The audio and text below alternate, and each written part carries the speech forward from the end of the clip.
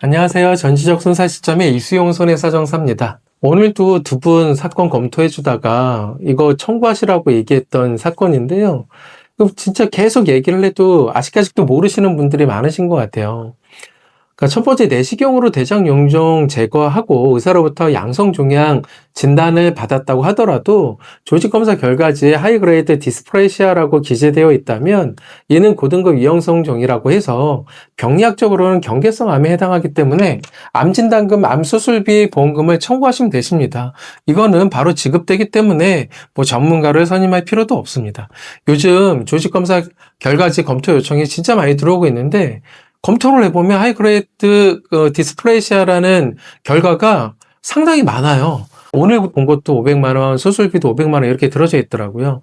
그래서 1000만 원을 받게끔 됐는데 이거를 아직도 모르시는 분들이 너무 많지 않나라는 생각이 듭니다.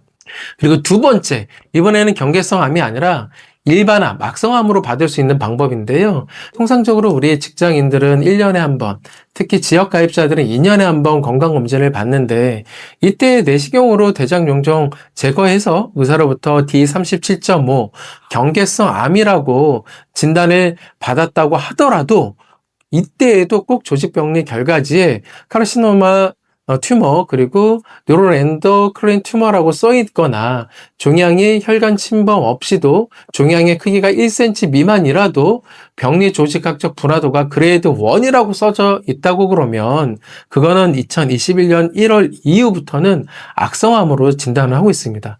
혹시나 의사 선생님이 D37.5 경계성 암으로 진단서를 발행했다 하더라도 병리학적으로는 일반암 진단비를 받을 수 있으니까 꼭 조직병리 검사 결과지를 확인해 보셨으면 좋겠습니다.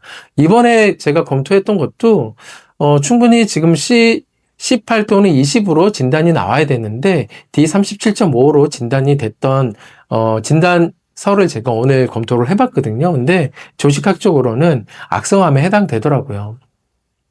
그러면 2020년 01월 이전에 D37.5 경계성 암으로 진단받으셨다면 어떻게 해야 할까요?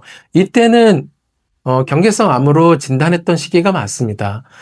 물론 세계보건기구 WHO에서는 2019년도에 악성암으로 변경을 했지만 우리나라에서는 2021년도에 변경이 됐습니다.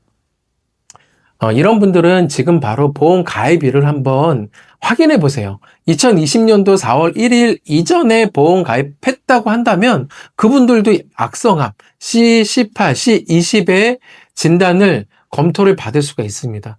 검토 받는 것뿐만 아니라 악성암 일반암 진단비를 받아야 된다라고 저는 생각합니다.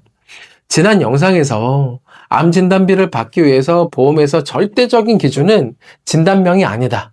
그럼 무엇이냐? 내가 언제 보험에 가입했는지 그 시기가 가장 중요하다라고 영상을 올린 적이 있습니다. 직장 유암종도 악성암 진단비를 받기 유효한 조건도 같습니다.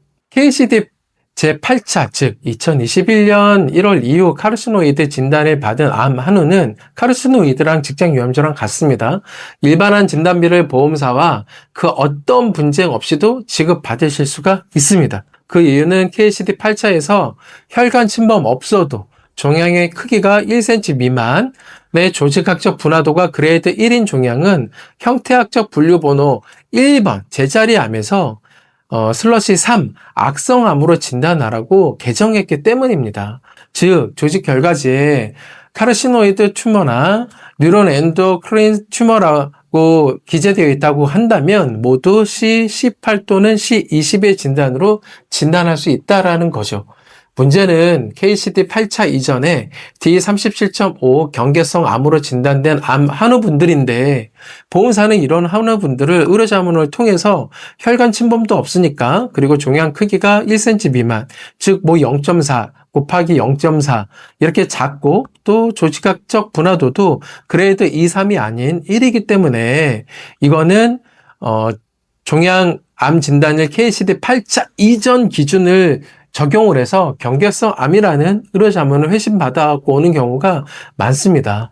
그러니까 의료자문 동의를 해주시지 마시고 본인이 직접 병리학 교수님한테 그 시기에 맞는 진단이 무엇인지를 의뢰를 직접 하시는 게 가장 좋습니다. 또 다른 하나, 보험사한테 대응할 수 있는 절대적인 방법이 보험은 약간의 해석입니다. 약간의 법리적 해석인데 지난 영상에서도 올린 내용인데요. KCD 8차 이전, 2020년 4월 이전에 가입한 보험은 한국표준질병사인분류 개정으로 제자리암 또는 상핀의 암종으로 진단받는 환자의 암 진단이 일반암으로 변경되거나 반대로 일반암이 제자리암 또는 상피내암종으로 진단 코드가 변경되어도 그 질병을 모두 포함한다라고 규정하고 있습니다.